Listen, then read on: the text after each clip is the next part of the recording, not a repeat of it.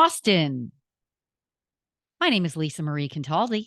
I'm with Intero Real Estate, and this is the first of our podcast series called Thrive versus Survive. Our first episode is called Waiting Well. And as a 30-year veteran real estate guru, I'm happy to get you through stick points in the real estate process. And these tricks will leverage you to enjoy versus endure your real estate journey. Waiting well. Are you a patient waiter? How can you gain versus lose from the power of watching and waiting versus reacting? My greatest successes have come from witnessing, learning, deciding, then taking action versus moving blindly or fearfully without an understanding of what lies ahead. So let's do a quick recap on our year because we've hit the midpoint in July. What did we learn from January to June 2023? Well, rates are high. Inventory both of them have been on a straight climbing trajectory. A market of hesitance versus gangbusters environment that we were in 2020 and 2021, and even part of 2022. We're seeing cowering mindsets and slumping prices, generally speaking.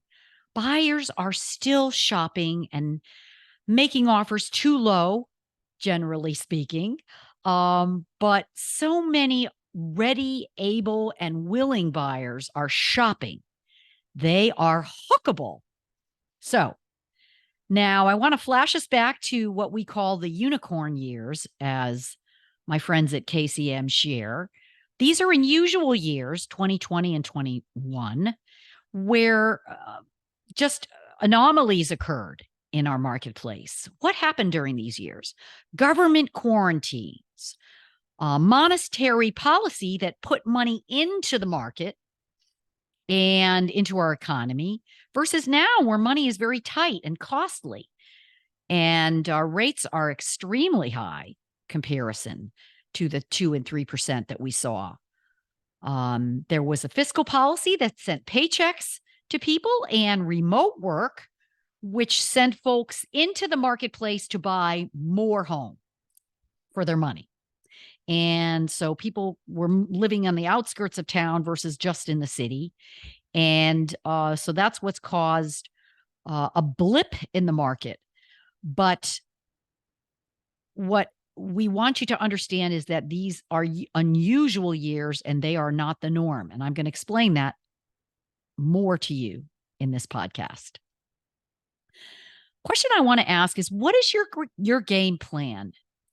Are you following or are you leading in your marketplace? Are you waiting around for better days? I call it, for more anomalies to happen.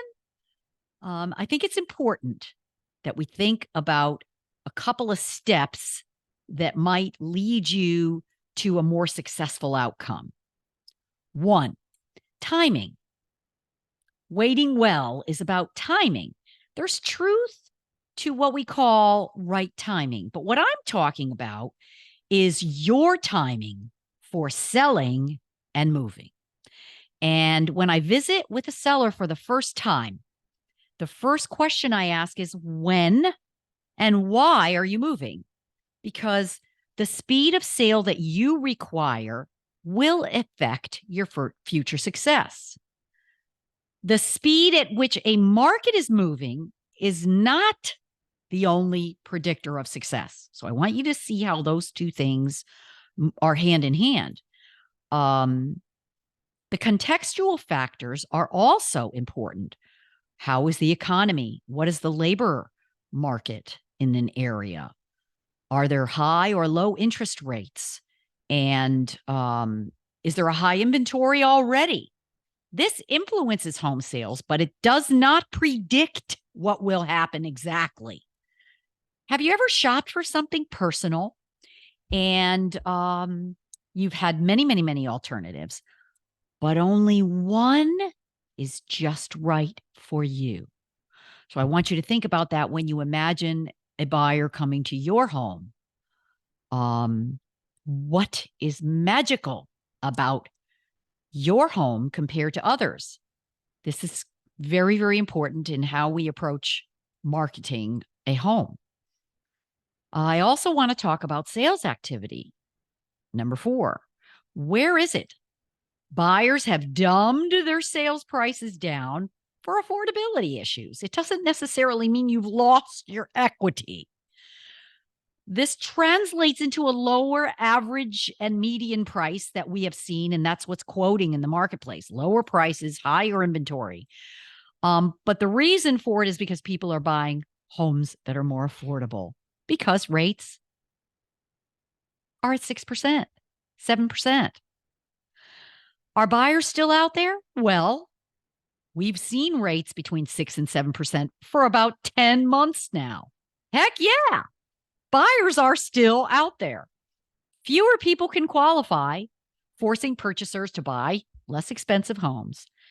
And again, we are seeing the prices, median price, which is the middle of all the sales, say for a month time period.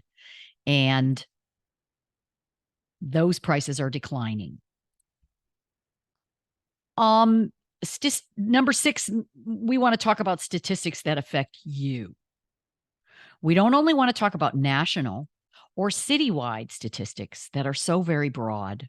We want to talk about what affects your home sale locally. And so there's a hyper local market right in your neighborhood. And then there's another bullseye, which is just a little larger radius of your home, say a mile. And then there is a bigger bullseye, which might be a certain part of town or a zip code. So these are important numbers, but we want to be sure to look at the overview and make create an understanding of pricing and what's a good price for your home today, because in certain areas there are still multiple offers. So why are we going to look at national statistics and citywide statistics if there's multiple offers in your area because of a certain pricing or a demand, or maybe a school district, something specific and magical about your home? Well, as far as sales are concerned, are you waiting around for better days? Are you waiting for better days to come back? Let's talk about the facts. From 27 to 2019, the rates of appreciation were between 5 and 7%, Freddie Mac says. So we saw 7% appreciation in home prices nationally. In 2018, 5%. In 2019, 4%. And I know on a 20-year basis, homes in Austin appreciated at about 8 to 10%. But in the unicorn years, the 2020 and 2021, I call it the anomaly, homes appreciated 11%. 2021, 18%. And we cannot expect that to occur every year. It was unsustainable. Across the country, local markets that are small to midsize are selling. Austin, for instance, is one of those. And it is an affordable market. We have a solid economy, a great job market, and demand for homes is strong. So you should understand that it is timing, it is the local market factors, it is the timing of your family's move, it is how rates move for you. Can you afford to buy now? What are you going to net from your sale? These are the things that are important when you're making decisions about what to do. We don't move fearfully. My next podcast will discuss how to play the real estate game. The conversation today is, how much should I win? Not how much am I losing? Should you sell now versus later?